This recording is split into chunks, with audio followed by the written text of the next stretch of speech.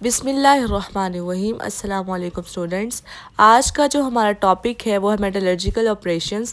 पिछले लेक्चर में हमने मेटलर्जिकल ऑपरेशंस में जो बेसिक टर्म्स हैं उनकी डेफिनेशन पढ़ी थी। आज हम मेटलर्जी पढ़ेंगे कि वो क्या होता है और उसके डिफरेंट मेथड्स को एक एक करके पढ़ेंगे। सबसे पहले हम मेटलर्जी की डेफिनेशन देखते हैं, लेकिन डेफिनेशन को पढ़ने से पहले मैं आपको थोड़ा सा इसका बेसिक बताती हूँ। ज़मीन में हमारे पास मिनरल्स पाए जाते हैं। मिनरल्स मादनियात को कहते हैं। ये मिनरल्स दो चीज़ों से मिलके बनते हैं, एक तो मेटल के कंपाउंड से और दूसरा अर्थ की इम्प्योरिटीज़ से। ज़मीन पे जो इम्प्योरिटीज़ पाई जाती हैं जैसे कि सॉइल, सैंड वगैरह, और इन इम्प्योरिटीज़ के साथ साथ कुछ धातुओं के कंपाउंड्स भी पाए जाते हैं।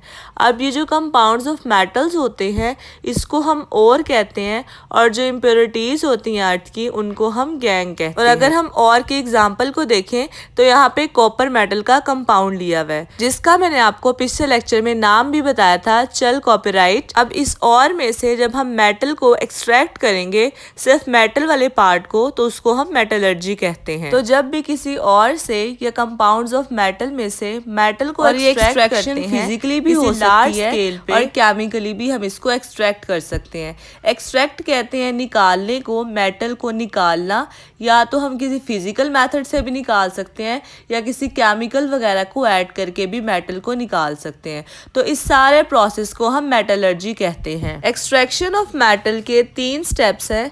सबसे पहला है कंसंट्रेशन ऑफ ऑर, सेकंड है एक्सट्रैक्शन ऑफ मेटल और थर्ड है रिफाइनिंग ऑफ मेटल।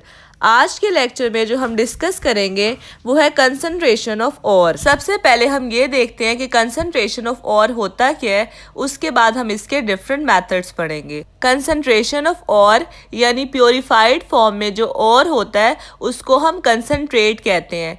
कोई भी जब और होता है तो उसके साथ अर्थ की इम्प्योरिटीज मिक्स होती हैं और इन इम्प्योरिटीज को हम गैंग कहते हैं। जब भी किसी और से इन गैंग को यानी अर्थ की इम्प्योरिटीज को रिमूव कर देते हैं तो हमारे पास जो प्योरीफाइड और बचता है उसको हम कंसंट्रेट कहते हैं या कंसंट्रेशन ऑफ और कहते हैं। अब और गैंग को एक दूसरे से सेपरेट करने के डिफरेंट मेथड्स हैं। सबसे पहला मेथड है ग्रेविटी सेपरेशन। सबसे पहले मैं आपको डायग्राम के थ्रू समझाती हूँ कि एक बीकर में हम पानी लेंगे और उसके बाद उसमें मिनरल को ऐड कर देंगे। अब इस मिनरल में और यानी कि मेटल के कंपाउंड्स और गैंग यानी कि अर्थ की इम्प्योरिटीज भी हैं। अब इस वाटर में से हम एयर को पास करवाएंगे ताकि इन मिनरल्स के particles through out the water spread हो जाएं। अब अगर इनकी डेंसिटी की बात की जाए तो और की डेंसिटी ज़्यादा होती है और गैंग की डेंसिटी कम होती है। ग्रेविटी हम किसे कहते हैं? जो अर्थ है वो अपनी तरफ चीज़ों को खींचती है। अर्थ की अपनी तरफ चीज़ों को खींचने की कशिश को हम ग्रेविटी कहते हैं, और जिस चीज़ का वजन जितना ज़्यादा होगा अर्थ उसको अपने करीब उतना ज़्यादा खींचेगी। अब क्योंकि और की डेंसिटी ज़्यादा है तो और सारी नीचे इकट्ठी हो जाएगी, और गैंग की डेंसिटी कम है, ये लाइटर है, तो ये सरफेस के ऊपर आ जाएगा। अब हम टॉपिक की तरफ आते हैं। ग्रेविटी सेपरेशन जो है ये बेस करती है डिफरेंस इन डेंसिटीज़ पे, कि इनकी डिफरेंट डेंसिटीज़ होती हैं मेटेलिक और की और गैंग की, उस हिसाब से ये दोनों डिस्ट्रीब्यूट हो जाते हैं। अब हम टॉपिक की तरफ आते हैं। सबसे पहले स्टेप 1 में हम मिनरल को ऐड करेंगे वाटर के अंदर, उसके बाद एजिटेट करेंगे इस वाटर को।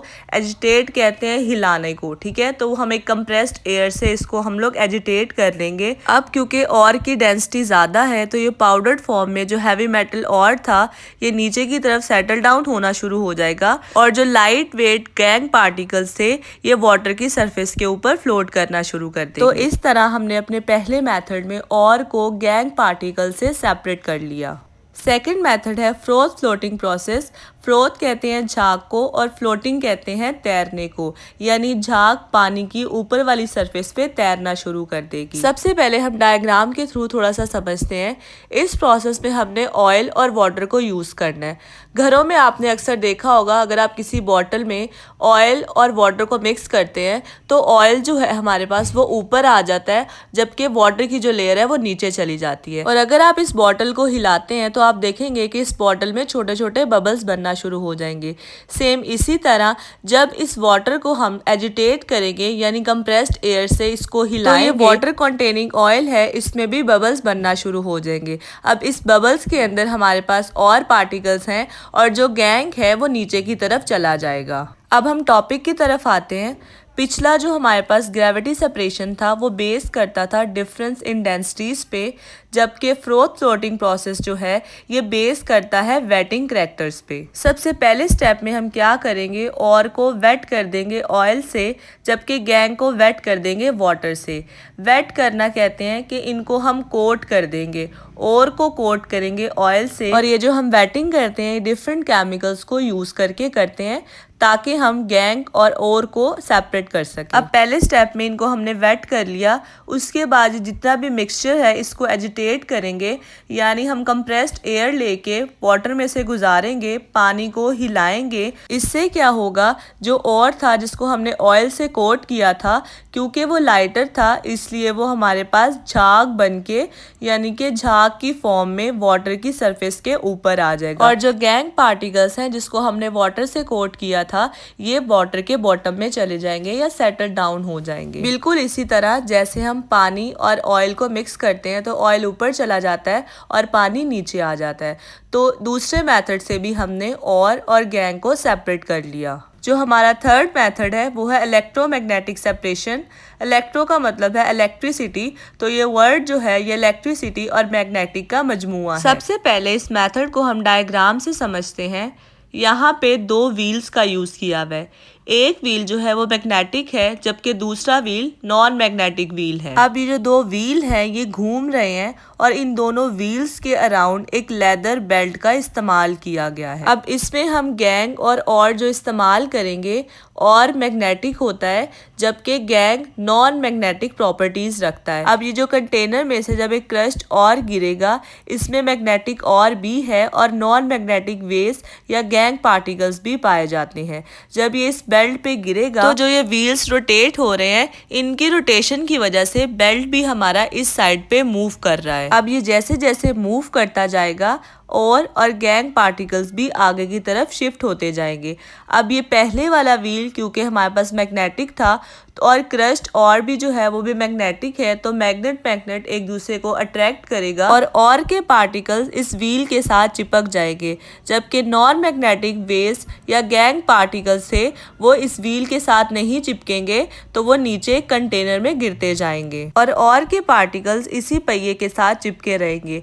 अब जैसे ही ये मैग्नेटिक व्हील खत्म होगा आगे की तरफ जाके और के पार्टिकल्स भी नीचे कंटेनर में गिर जाएंगे। अब हम टॉपिक की तरफ आते हैं। जिस तरह पिछले मेथड्स किसी ना किसी चीज पे बेस कर रहे थे, इसी तरह इलेक्ट्रोमैग्नेटिक सेपरेशन जो है वो बेस करता है मैग्नेटिक प्रॉपर्टीज पे, और जो है वो मैग्नेटिक होता है जबकि गैंग नॉन मैग्नेटिक होता है। सबसे पहले क्या होगा, जो दो मूविंग रोलर्स थे जिसमें से एक मैग्नेटिक था और उसमें एक नॉन मैग्नेटिक था, उसके ऊपर एक लेदर का बेल्ट लगाया हुआ है, तो पाउडर्ड और सबसे पहले उसके ऊपर गिरेगा। अब उसमें से जो मैग्नेटिक और था वो उस बेल्ट के साथ अट्रैक्ट हो जाएगा और आगे जाके नॉन मैग्नेटिक और एक कंटेनर के अंदर गिर जाएगा।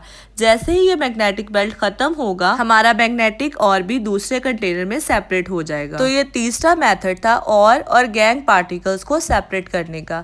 आई होप कि आपको आज के तीनों मेथड्स अच्छे से समझ आ गए होंगे, लेकिन अगर आपको कुछ समझ नहीं आया तो आप कमेंट करके मुझसे पूछ सकते हैं। वीडियो अच्छी लगी हो तो इसको लाइक कीजिएगा, शेयर कीजिएगा और मेरे चैनल को सब्सक्राइब कीजिएगा।